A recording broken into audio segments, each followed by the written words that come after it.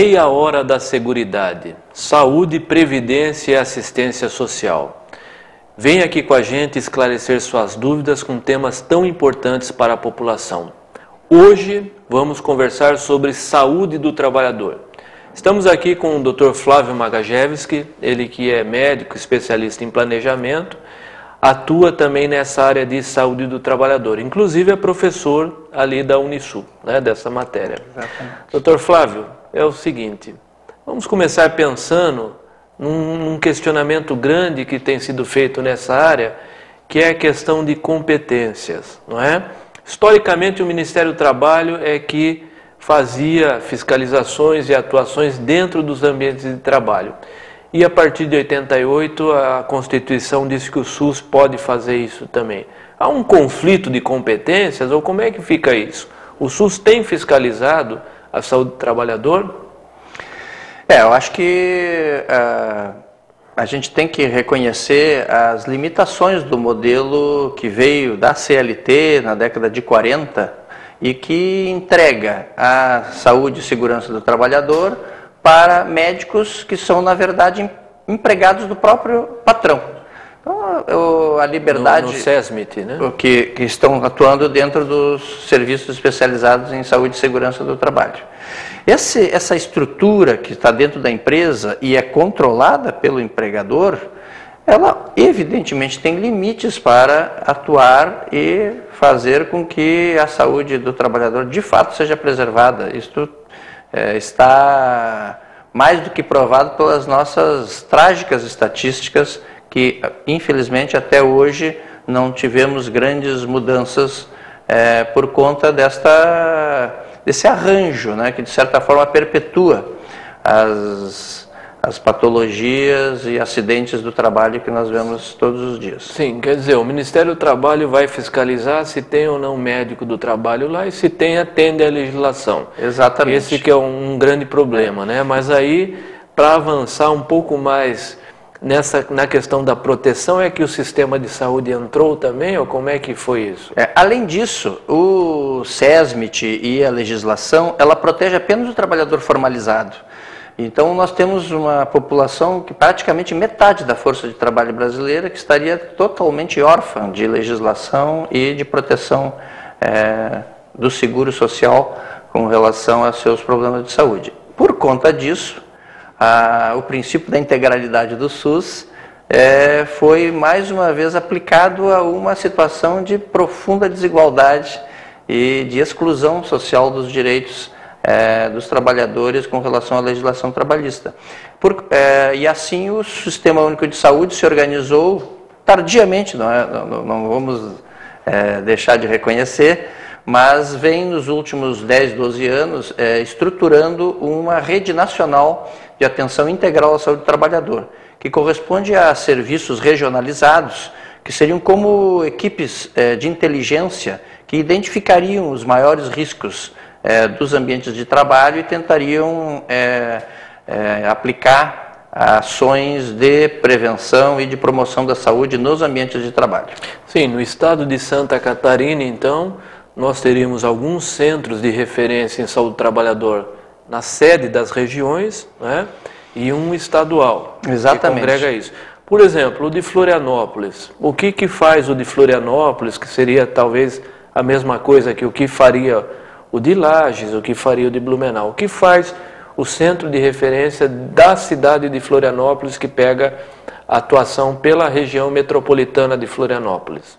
As grandes problemas de saúde da região metropolitana de Florianópolis estão na área de serviços, né? Então nós temos uma incidência muito grande de lesões por esforços repetitivos, né? Doenças osteomusculares relacionadas ao trabalho, doenças mentais dentro do âmbito do serviço público, né? São condições de assédio moral e todo um conjunto de problemas de relação entre empregadores e empregados, ou até mesmo de esvaziamento da tarefa, né, do sentido da tarefa, que são questões que impactam muito fortemente sobre a saúde do trabalhador. Sim, então, eles na realidade são direcionados para os problemas da região. Então, o centro de referência de Joinville, por exemplo, teria uma característica diferente? Porque certamente, ele se especializou, ou vem se especializando em problemas vinculados às indústrias de grande porte que ali estão colocadas. Então, metalúrgicas. Ali só você tem uma série de riscos químicos, né, agentes químicos, agentes físicos, ruído, condições que, de certa forma, colocam em risco a saúde de muitos trabalhadores coletivamente dentro do ambiente de trabalho. E, nesse caso, medidas de proteção e de prevenção, garantindo a segurança dos trabalhadores, não apenas, que é algo que parece que é a única coisa que nós poderíamos fazer, aparentemente, que é fazer com que os trabalhadores utilizem equipamentos de proteção individual para se protegerem dos riscos ambientais, mas fundamentalmente tentando arranjos produtivos que sejam mais seguros, mais controlados do ponto de vista a garantir a saúde dos trabalhadores. Aliás, para o nosso telespectador entender melhor, eu fui a um congresso, dar uma palestra num congresso da Central Única dos Trabalhadores, a CUT, e ali participei de uma discussão muito interessante, onde eles falavam sobre o EPI, o Equipamento de Proteção Individual, que isto não deveria ser o centro das atenções, né, dentro aí da área de proteção, mas que o centro deveria ser, sim, os equipamentos de proteção coletiva. Eles, inclusive, citaram a sigla EPC, que seria a prevenção e eliminação dos riscos, minimização desses riscos. Como é que é esse negócio, doutor Flávio? O EPI versus o EPC. É isso mesmo? Nós temos que buscar avaliar os riscos, ou se a gente fornecer aí o tapa-ouvido para o trabalhador, está tudo certo? Como é que funciona? Olha, o EPI é a última das possibilidades que se tem, e mesmo assim uma possibilidade muito restritiva, não só por conta de que normalmente não consegue dar garantia absoluta para o trabalhador em relação à proteção da sua saúde, mas principalmente porque o EPI muitas vezes é um agente que induz o acidente, porque ele restringe os órgãos dos sentidos. Então, uma pessoa que está com restrição da audição perde a capacidade de alertas auditivos que estão no ambiente de trabalho e muitas vezes podem ajudar a atitudes de proteção. Da mesma forma, se você está usando um óculos ou um equipamento pesado para proteção, você perde autonomia, perde agilidade. Então, você, além de não conseguir fazer a tua produção, a tua produtividade acontecer na sua melhor capacidade, você ainda está se colocando sob risco maior. Quer dizer, nesse congresso que eu pude participar ali, que eu citei, eu ouvi um palestrante falar sobre isso e dizer, inclusive, que ao invés da gente focar nos trabalhadores e aí transformá-lo num astronauta, né, com proteção de ouvido para os olhos e com roupa e cada vez mais restringir a sua movimentação, nós deveríamos focar no risco, buscar a existência dos riscos, mapear, conhecer estes riscos para então minimizar ou eliminá-los. É mais ou menos por aí o bom caminho da prevenção, então? Certamente. E nesta estratégia, certamente não pode faltar a participação dos trabalhadores na concepção das próprias ações, das próprias intervenções que vão ajudá-lo a ter uma produção mais qualificada, mais confortável e mais segura. Muito bem. Nós gostaríamos também de comentar um pouco, Dr. Flávio, sobre a questão dos CERESTES, como eles estão organizados em cada região, né? E como nós falamos, aqui em Florianópolis, então, a perspectiva é de serviços, em Joinville, ali é mais indústria pesada, e nós temos uma característica especial no estado de Santa Catarina, que são os frigoríficos. Então, como é que fica essa realidade? Muda pelo fato de Santa Catarina ter frigoríficos. Isso muda o perfil das doenças também? Como é que é? Olha, a realidade dos frigoríficos em Santa Catarina e no sul do Brasil como um todo é uma realidade bastante trágica. Né? Nós temos milhares de trabalhadores completamente mutilados, com afastamentos permanentes por aposentadoria, e que produzem precocemente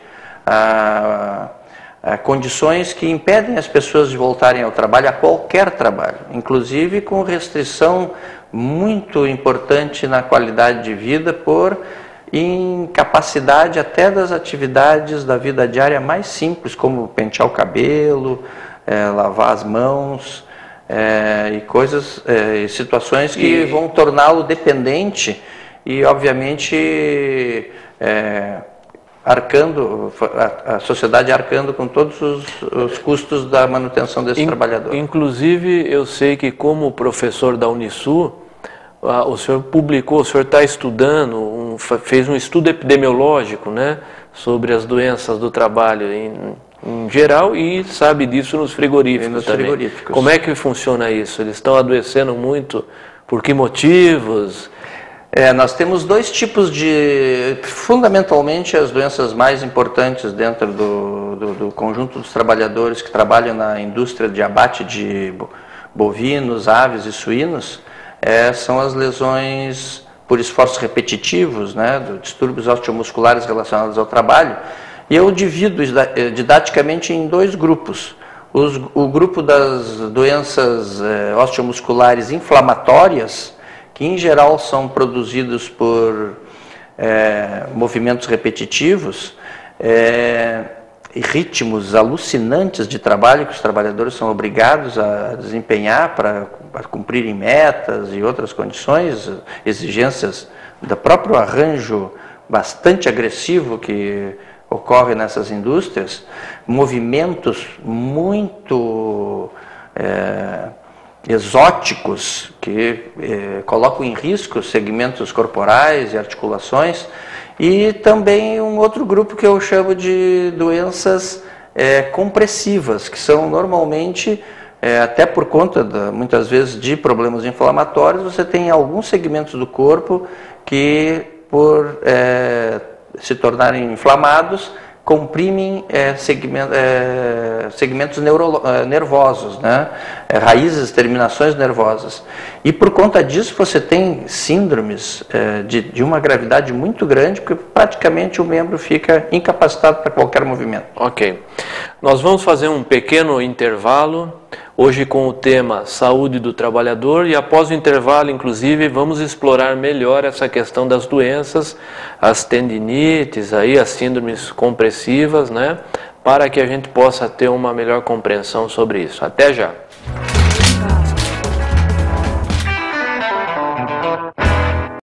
Academia Evolução, musculação, pilates, kung fu e boxe chinês.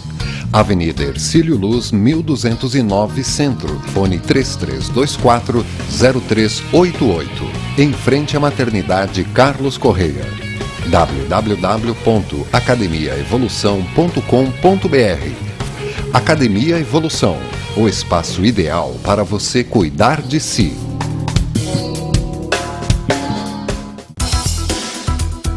Seu processo parece demorar mais que o normal? O atendimento na Justiça do Trabalho não foi como você esperava? Então entre em contato com a ouvidoria do TRT, reclame e denuncie. Você pode fazer isso por telefone, por escrito ou pela internet. Os órgãos públicos existem para atender bem o cidadão e sua participação é fundamental para que isso aconteça. Não deixe passar. Justiça do Trabalho de Santa Catarina.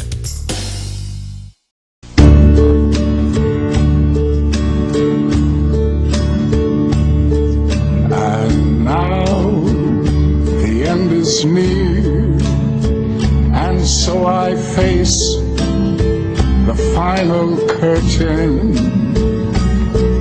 My friend, I'll say it clear, I'll state my case, of which I'm certain.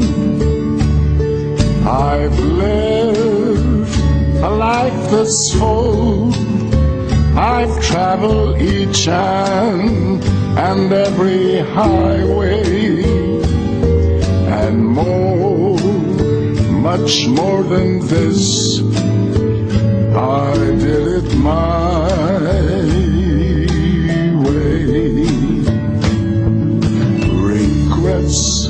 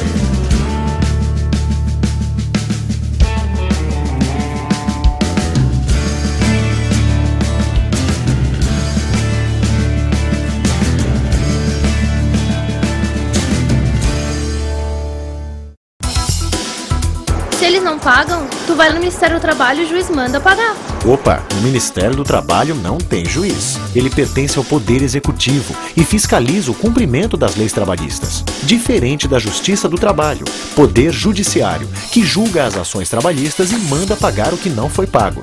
O juiz ouve os dois lados, propõe um acordo e, se não der, decide quem tem razão. Decisões da Justiça têm que ser cumpridas. Justiça do Trabalho de Santa Catarina. Foram usadas as cores de muitos continentes para pintar o brasileiro. As cores da África, da Europa, as cores das Américas, da Ásia. Mas se a nossa diversidade deve ser celebrada, por que crianças que nascem diferentes não têm direitos iguais? Crianças não nasceram discriminando. Participem. Cada um de nós pode garantir um país mais igual e sem discriminação para elas. Valorizar as diferenças na infância é cultivar igualdades. Uma campanha do UNICEF contra o racismo.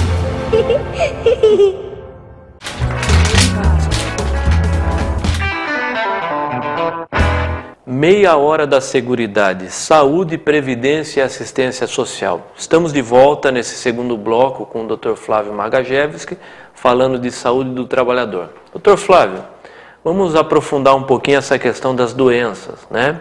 Que você citou há pouco aí, falou um pouco das tendinites, síndrome compressivas, acho que transtornos psíquicos também é uma coisa bastante frequente, né? Essas tendinites são as chamadas Ler-Dort, seria isso? Exatamente.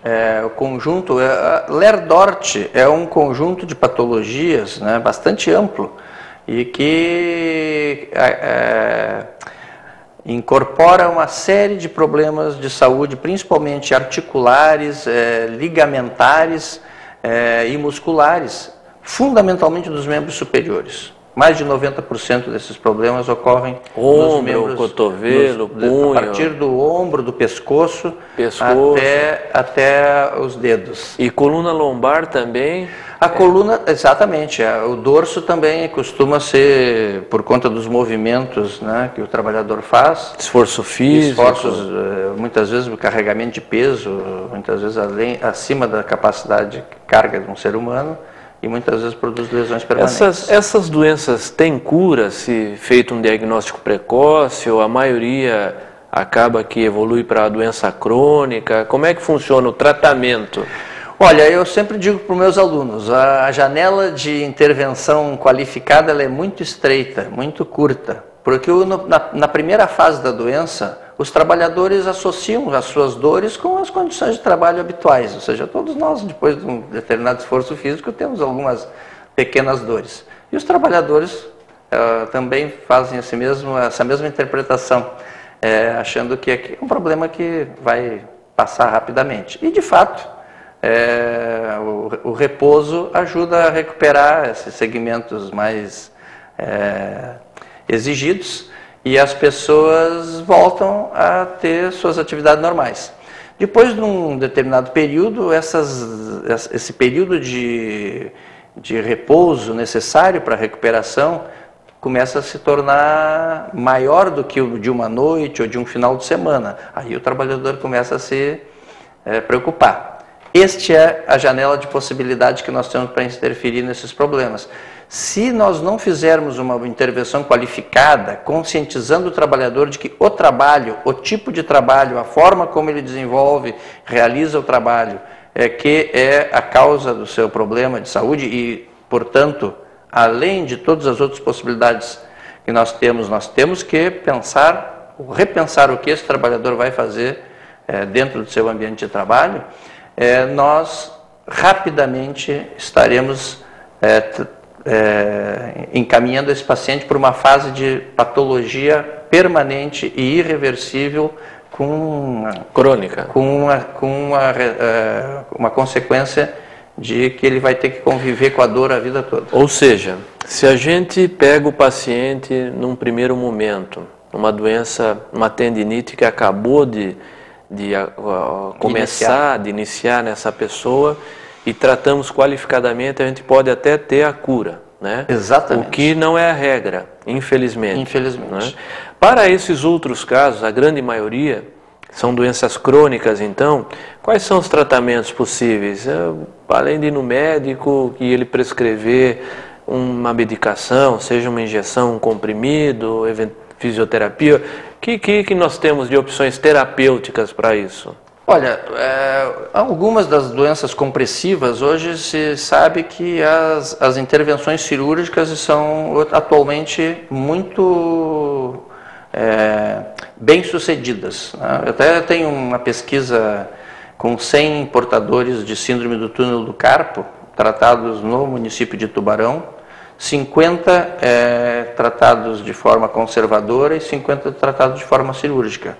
Os dois grupos não eram iguais. Os tratados de forma conservadora tinham uma sintomatologia mais leve do que os tratados com Sim, até por isso foi indicada a cirurgia. E o resultado final dos pacientes que foram submetidos ao tratamento cirúrgico foi bem melhor do que os dos tratamentos. Que bom. Mas, infelizmente, a notícia não é boa. Mesmo assim, 30% dos pacientes permaneceram com sintomas dolorosos, mesmo que minimizados, o que significa dizer que a Lerdort ou nós prevenimos ou nós temos grande risco de não termos capacidade de tratamento adequado. Até porque a indicação cirúrgica, nesses casos, provavelmente foi muito adequada, né? Muito precisa. Exatamente. Porque quando, eu me lembro que ali por 92, 93, quando começaram os casos a aparecer, havia indicação cirúrgica para tendinites e o resultado era muito ruim, né? Exatamente. Então hoje eu fico feliz de ter essa notícia desse trabalho. Está fresquinho o trabalho? Sim, recente. Estamos tentando publicá-lo. Oh, que maravilha! E de saber disso, que é uma indicação médica precisa, adequada e que aí o resultado é bom, apesar de 30% ainda manter, né, o quadro doloroso, o que é até esperado, né? Exato. Mas com certeza no global, sintomas como formigamento, isso deve ter melhorado bastante. Inclusive a força de apreensão melhorou. A força, muito, que é uma coisa verdade, importante. Dependente do comando neurológico ali, né, que está sofrendo na hora. E essas outras questões que estão envolvendo os trabalhadores também, tem chegado muito para a gente a questão da saúde mental, né? Hoje a gente vê que a coisa, parece que a barra está pesando para todo mundo aí, né? Casos de depressão com muito mais frequência, ansiedade e, em geral, isso com um peso do trabalho muito grande. Como é que tem sido isso? Olha, realmente esse é o capítulo que nós não temos ainda boas respostas, né? Nós temos um sistema de saúde com pouca capacidade de resposta para os problemas mentais, principalmente a depressão, é um problema, um desafio para todos os profissionais de saúde e para o Sistema Único de Saúde em particular. Então, hoje em dia nós temos muita medicalização, né? Muita muitas intervenções que, na minha avaliação muito ainda empírica, ela tem uma capacidade de resposta muito baixa em relação à dimensão do problema que vem se agravando nos últimos anos. Sim, ainda ontem eu estava lendo uma autora chamada Asa Cristina Laurel, que é do México, né? Ela publica junto com o Noriega, que é o colega de trabalho dela, e ela falava uma coisa muito interessante sobre o desgaste do trabalhador. Quer dizer, ela se referia ao trabalho como um fator de risco preponderante para que as pessoas tivessem não apenas a tendinite, a dor na coluna, mas em especial as questões de transtornos psíquicos. Quer dizer, existem casos mesmo que estão intimamente relacionados, o transtorno psíquico, a depressão, a ansiedade, com o tipo de trabalho, Dr. Flávio? Certamente. Os trabalhadores da área da saúde, obviamente, têm riscos muito específicos, né? Convivem com a morte, com uma demanda de trabalho cada vez mais penosa. Mas eu acho interessantíssimo que nós temos uma patologia psiquiátrica associada muito aos trabalhadores da área da saúde, que é o que se chama de síndrome do burnout. E esta síndrome do burnout, eu sempre tive assim, a ilusão de que a falta de trabalho significativo era algo que estava associado a um trabalho de relevância. Ou seja, o trabalhador que não teria um trabalho relevante teria muito mais exposição ao risco de doença mental. Pois na síndrome do burnout, que é uma síndrome que acomete praticamente 40% dos trabalhadores da saúde, em maior ou menor grau, ela exatamente acomete os trabalhadores que são mais envolvidos com os pacientes, mais comprometidos com o seu trabalho, ou seja, que tem um trabalho mais significativo, mas no entanto se tornam também vítimas de um processo que vai gradativamente, ao longo de muitos anos, obviamente, né, transformando aquela atividade que era inicialmente muito gratificante em algo que se torna pesado. Muito bem, nós estamos chegando ao fim do nosso programa e eu gostaria que o Dr. Flávio rapidamente discorresse sobre um questionamento que tem chegado com muita frequência a gente também, a questão do assédio moral. Dr. Flávio, essa figura do assédio moral parece que tem sido cada vez mais frequente, ela existe mesmo, ou isso é só um conto de fadas, isso não existe? Como é que funciona isso?